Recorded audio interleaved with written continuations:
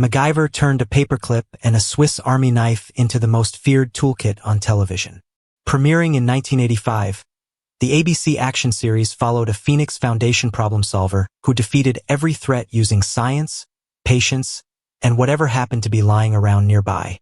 The show placed Richard Dean Anderson's Angus MacGyver alongside Dana Elkar's dependable boss Pete Thornton, Bruce McGill's adventurous pilot Jack Dalton, and Terry Hatcher's recurring troublemaker Penny Parker, creating a world where intelligence mattered more than bullets. Across 7 seasons, 139 episodes, and 2 reunion movies, MacGyver completely reshaped the television action hero. It proved that brains and creativity could carry a primetime series without the main character ever needing to fire a gun. Yet behind the duct tape, chemistry tricks, and homemade gadgets was a troubled pilot episode. A star who suffered painful injuries performing stunts, a public clash with the NRA, and a legacy so massive that MacGyver eventually became an official English verb. The most famous rule in the series was also one of the most surprising because it almost never existed. In the original 1985 pilot episode, MacGyver actually uses guns multiple times. He fires a rifle at enemy soldiers, rigs another rifle as a trap, and even hands a firearm to a rescued pilot. Later, executive producer John Rich reportedly became embarrassed whenever fans pointed out those scenes, because they clashed completely with the identity the show eventually built. After the pilot, the production established a strict no-gun rule. Creator Lee David Zlotoff and producer Henry Winkler wanted an action hero who solved problems through science and creativity rather than violence. The writers eventually tied the rule into MacGyver's backstory. In the season 4 episode Blood Brothers, viewers learn that Mac accidentally witnessed a childhood friend die after a gun discharged during a game. That traumatic memory became the emotional reason behind his refusal to carry weapons. Long before he ever played MacGyver, Richard Dean Anderson was already living a life that sounded like one of the show's adventures. At only 17 years old, he traveled more than 5,600 miles by bicycle from Minnesota to Alaska. His friends dropped out along the way, leaving Anderson to complete the final 33 days completely alone. Before becoming an actor, he also worked as a whale handler at Marineland of the Pacific, performed as a street mime, played music at medieval dinner theaters, and worked as a juggler. Anderson originally dreamed of becoming a professional hockey player until he broke both arms during separate games in high school. His love of the outdoors, camping, survival skills, and wandering spirit all existed long before MacGyver was created, which is why the character felt so natural on screen. The very first MacGyver episode caused such massive behind-the-scenes arguments that 2 fake names had to be used in the credits. Creator Lee David Zlotoff wrote the original 90-minute pilot, while director Gerald Friedman filmed it. After seeing the first cut, producers Henry Winkler and John Rich reportedly hated the pacing and re-edited the episode themselves before it aired on ABC in 1985. Friedman was furious and demanded his real name be removed from the project. Instead, he used the fake Hollywood credit Alan Smithee, the official pseudonym directors once used when they no longer wanted their names attached to a production. Zlotoff's writing credit was also replaced with another fake name because the script had been altered so heavily during editing. For 6 seasons, viewers never learned MacGyver's first name. Anytime someone asked, Mac would simply dodge the question and say he disliked it. Behind the scenes, several names were considered and rejected. The pilot originally called him Stace MacGyver, while Henry Winkler later pushed for Stacy, which happened to be his wife's name.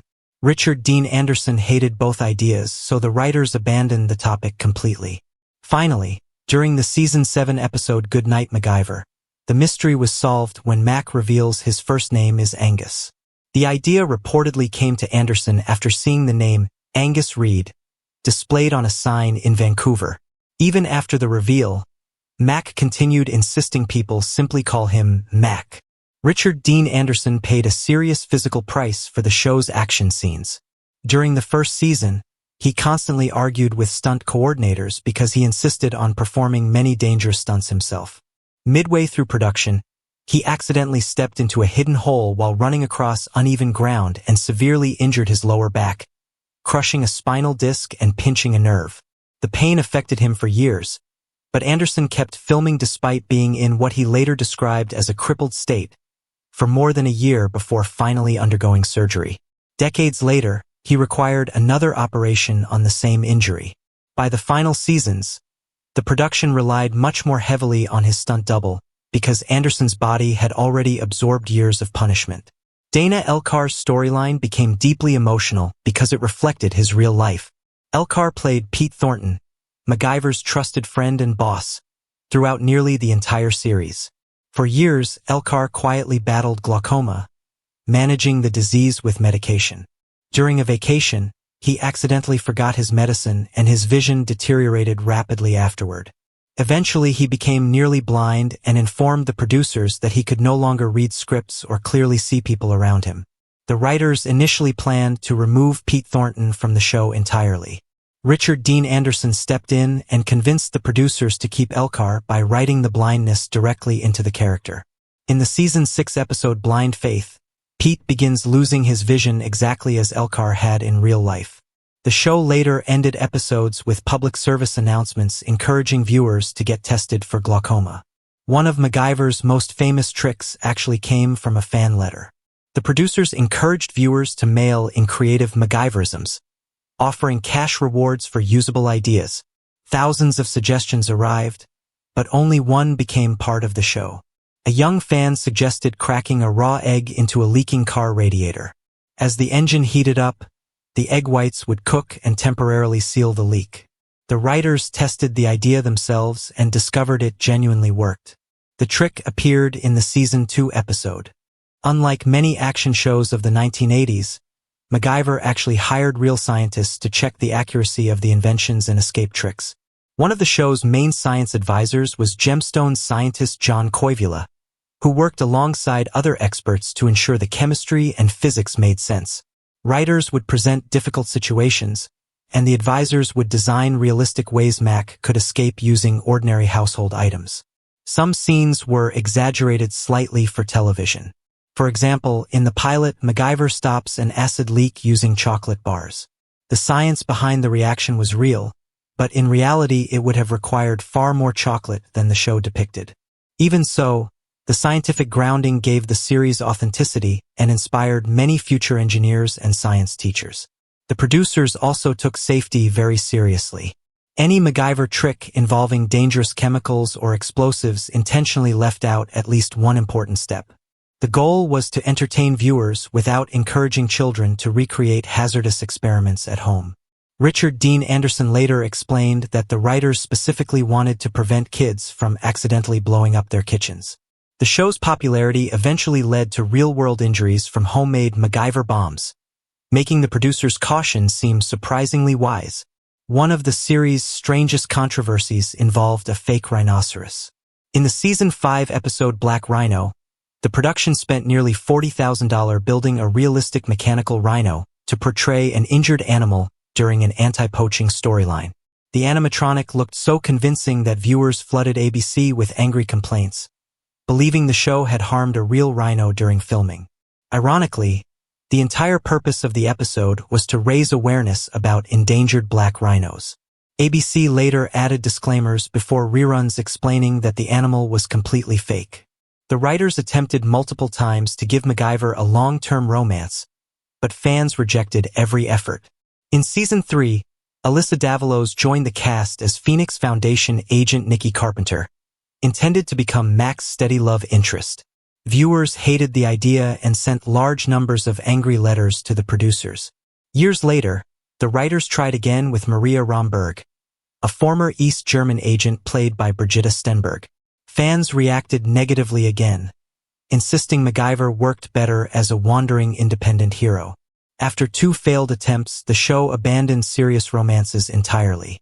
The only recurring woman audiences truly embraced was Terry Hatcher's Penny Parker, whose playful chemistry with Mac never became too serious. Hollywood repeatedly attempted to expand the MacGyver franchise after the original series ended. In 2003, a pilot titled Young MacGyver was filmed starring Jared Padalecki as Mac's nephew Clay. The network rejected the project before it ever aired. Meanwhile, parody eventually succeeded where official spin-offs failed.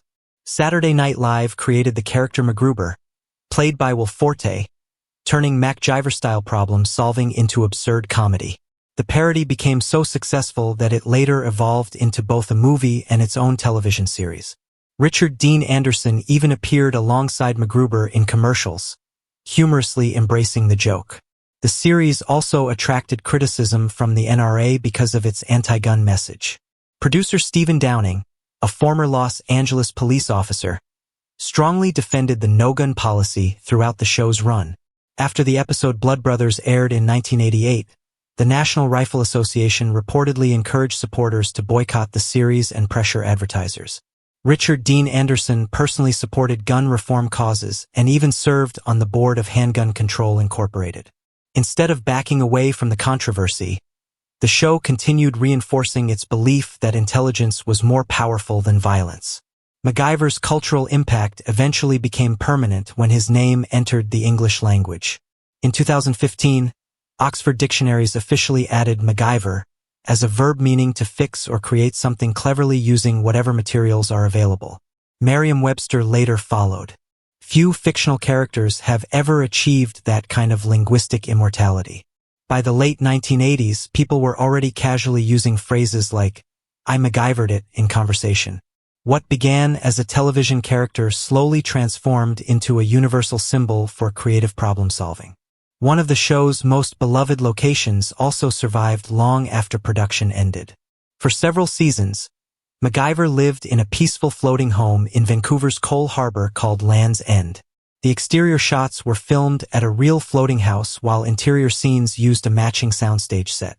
After the show ended, the home changed owners multiple times and developed an almost legendary history. It was listed for sale repeatedly, appeared on eBay in 2012, later showed up on Craigslist for only $36,000 as a fixer-upper, and was eventually rebuilt by a later owner. By 2017, the restored floating home returned to the market for more than $500,000. Decades after MacGyver ended, the iconic house still quietly floats on the water, surviving almost like one final invention from the man himself.